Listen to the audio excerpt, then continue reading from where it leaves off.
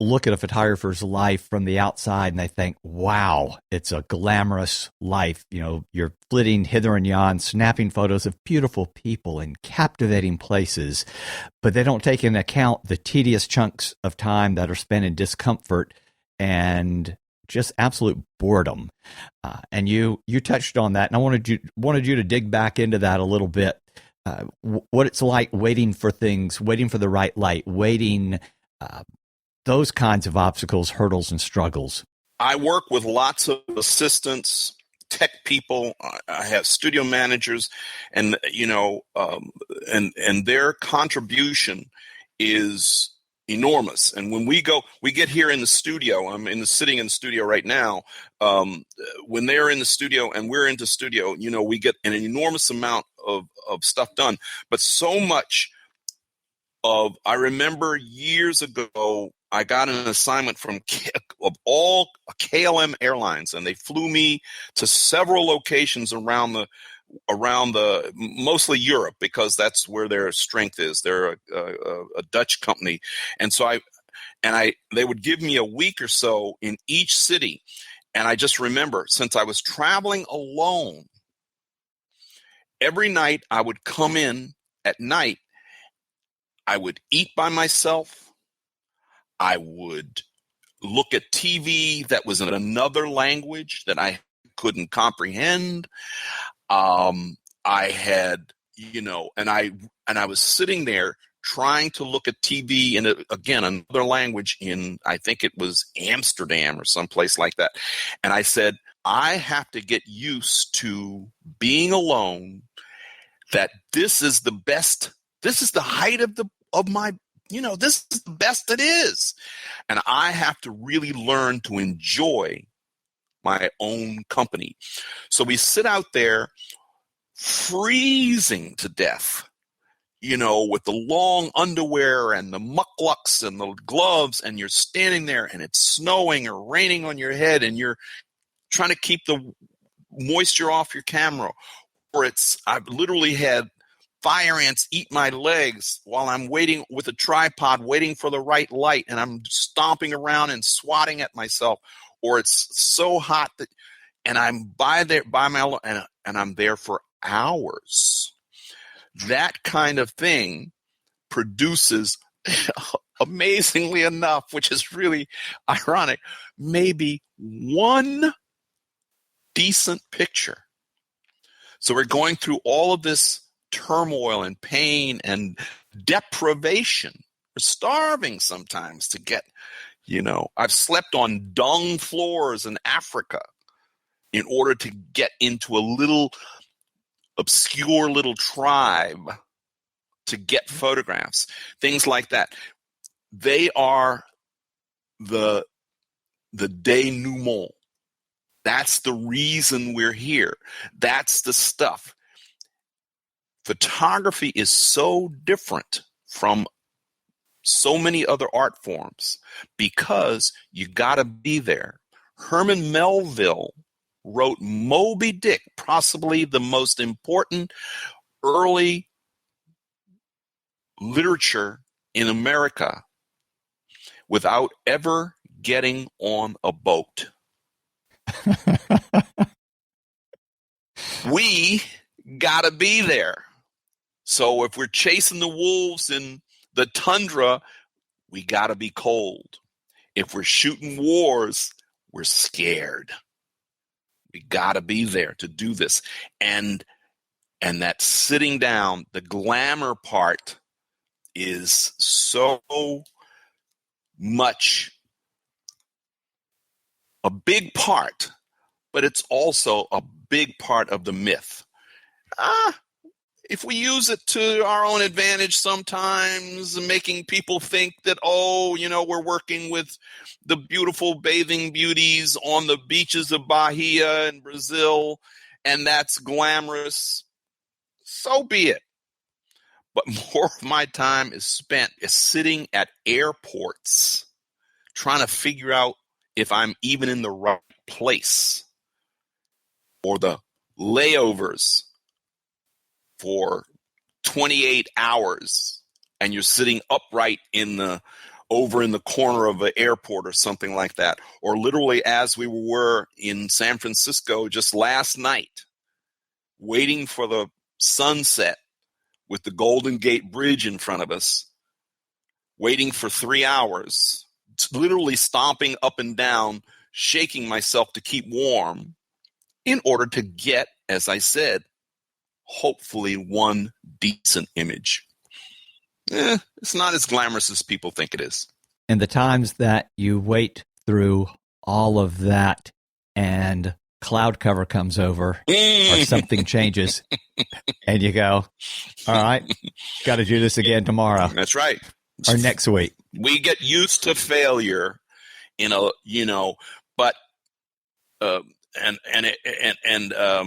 Gordon Parks, used to tell the story often about how he was photographing. His first major assignment was photographing.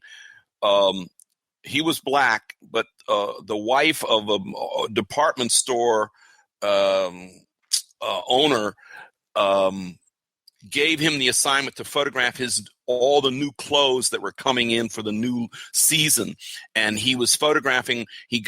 And they gave him the models, and they gave him the clothes, and he shot. And somehow all the film was ruined. Oh my gosh! Except for one frame. And he printed that up, and he only had one. He printed it up really nice and big and carried it in. In our business, you only have to have one. If it's good, you only have to have one. All of that time, those rejects, all of that, the cloud cover, if all of that stuff works out and you get one good picture, you can save an assignment. And he's told that story many times. I heard him tell that story, Gordon Parks tell that story many times. And it really has to do with the odds are so stacked against us, waiting for weather. I had a client once where he finally gave his architectural client, and the client literally said, I want pictures of my building. And I said, you got to give me the assignment right now. Because it's fall in Boston, and the leaves are falling off the tree. You got it. And he dragged his feet. By the time he got to me around to actually give me an assignment, it was winter. Of course. And they said, oh, can't you use some kind of filter to get rid of the snow and the grime and put some filter? The no snow filter. This is reality. Literally, at least. It's no snow. I swear to God, they were serious, But he hung in there, and the next spring I went out and shot that job. You need all of those things to work somehow, because you only need that one. You only need that little thin little sliver to sneak through to be successful if you're persistent. That's funny, right? I want to flip back to some assistants, because you have put together through the years some pretty reliable teams. You've talked about it already. And I've heard apprenticeships described as a university education without the debt. What are your thoughts on, as you work with your interns and students coming in and young photographers, about the role of education versus apprenticeships and that process of learning while working alongside of successful professionals to learn? What are some of your thoughts through the years? I have had the opportunity of many colleagues call me and say, oh, I met so-and-so. I really like the assistants you work with. You seem to be able to find the assistants that, how do I say, I don't look for people who want to be photographers. I look for people who have to be photographers. Good distinction. There's a look in their eye that they're going to be photographers despite me. But your point to hiring good assistants is really a very, they enhance our ability. So you talk about education versus apprenticeship. I think that in today's world, with so many new things being added to our list of skills. You know, back in the old days, if you learn how to process black and white film and you could change a lens, it was a lot more difficult than that. But, you know, now you have to know Photoshop, and you have to know how pixels, and you have to know how to print, and the whole thing has just exacerbated. So schools are trying to give people the basic skills about how to set up a light, what it means to you, how to use speed lights, how to use triggers for those speed lights, what connects to what. They sort of give you the ability to work. What is a normal portrait? What is a high key or low key? What all of these things are, you're taught in school.